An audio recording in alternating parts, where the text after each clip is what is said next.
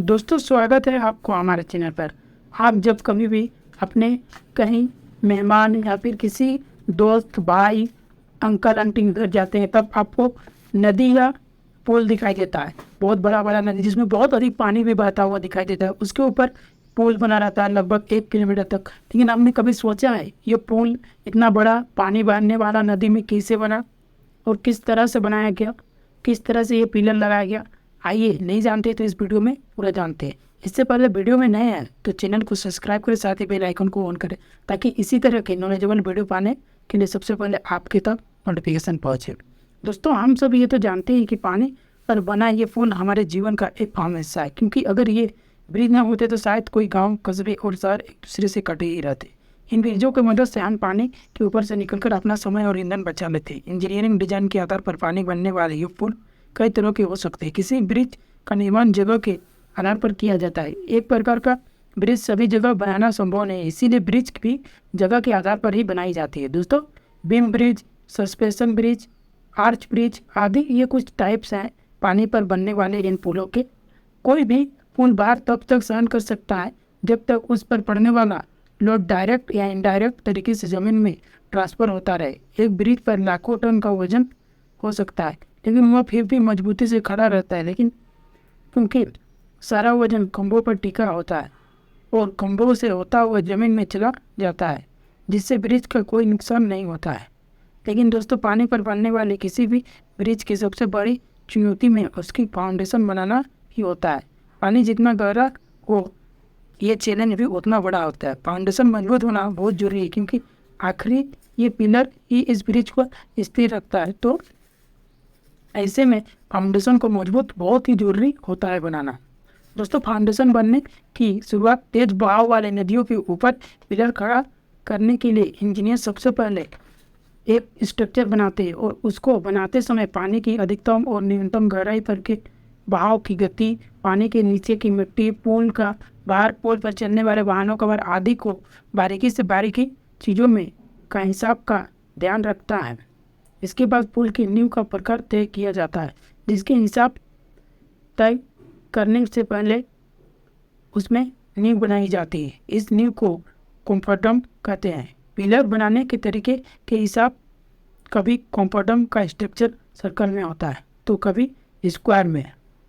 कॉम्फर्टम को बनाने के लिए लंबे लंबे पाइसेस एक स्ट्रक्चर पर कीप किए जाते हैं, जिसमें सर्कल या फिर एक स्क्वायर सेंस दी जाती है।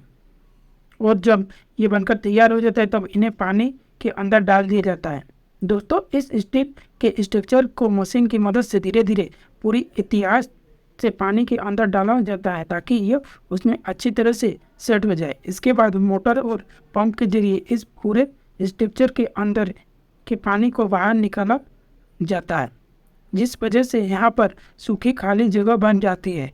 इसी सूखी जगह पर फिर पिलर बनाने का काम शुरू किया जाता है, जहाँ कोई सारे वर्कर्स लगकर इस जगह का पिलर बनाते हैं। हालांकि हर जगह इस तरह से काम नहीं किया जा सकता। अगर पानी बहुत गहरा हो तो ज़्यादा गहरे पानी में यह कॉम्फर्टम बनाना नहीं डाला जा सकता है। जैसे समुद्र में बीम बनाने के लिए समुद्र के तल में सबसे पहले कोई ठोस जगह देखते हैं, उसकी गहराई मापते हैं। इसके बाद उस जगह पर बड़ी मशीनों के द्वारा गड्ढा किया जाता है, जैसे बोरवेल बनाते समय करते हैं। फिर उस बोरवेल में स्टील या फिर लोहे के मोटे पाइप डाले जाते हैं। फिर पाइप के अंदर का सारा पानी बाहर निकाला जाता है, जिसमें बाद उस पाइप में सीमेंट और कंक्रीट का मिक्सचर भरा जाता है।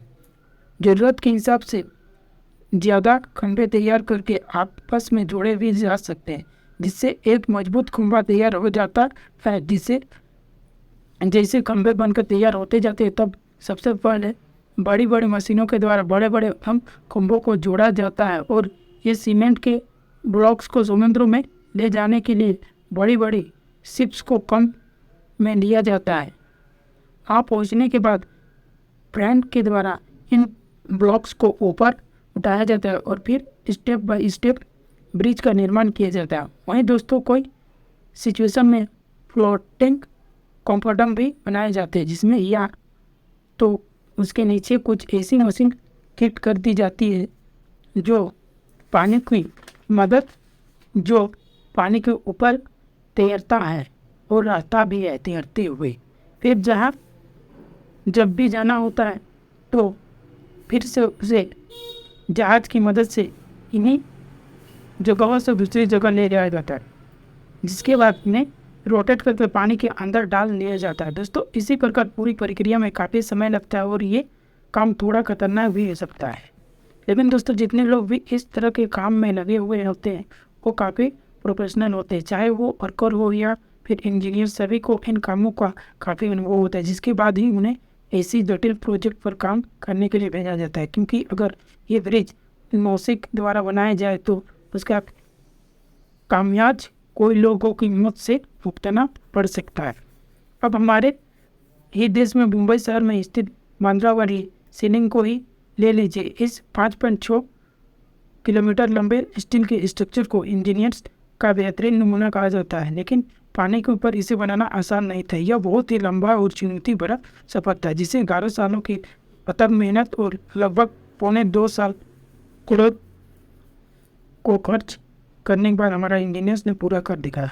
तो दोस्तों अब तक तो आप समझ चुके होंगे कि इस तरह के ब्रिज बनाने में इतने पैसे क्यों खर्च होते हैं और इसे ब्रिज बनाने में इतने समय क्यों लग जाते हैं। लेकिन इसके बावजूद भी कोई बात ब्रिज फेल हो जाता है, इस चीज़ से बचने के लिए प्रॉपर तरीके से ब्रिज बनाना बहुत ज़रूरी होते हैं और इसी में वो सभी एहतियात रखे जाते हैं जो ज़रूरी होता है। तो दोस्तों आई होप इस वीडियो में आपको पता चल गया होगा कि ब्रिज बनाने में कितना कठिनाई का सामना करना पड़ता है और किस तरह से बड़ी नदी में ब्रिज बनाया जाता है। तो दोस्तों इससे पहले अगर आप वीडियो में नए हैं तो चैनल को सब्सक्राइब करें और साथ ही दोस्तों को भी शेयर करें ताकि उन्हें भी मालूम चले कि भरी हुई नदी में कैसे ब्रिज बनाई जाती है।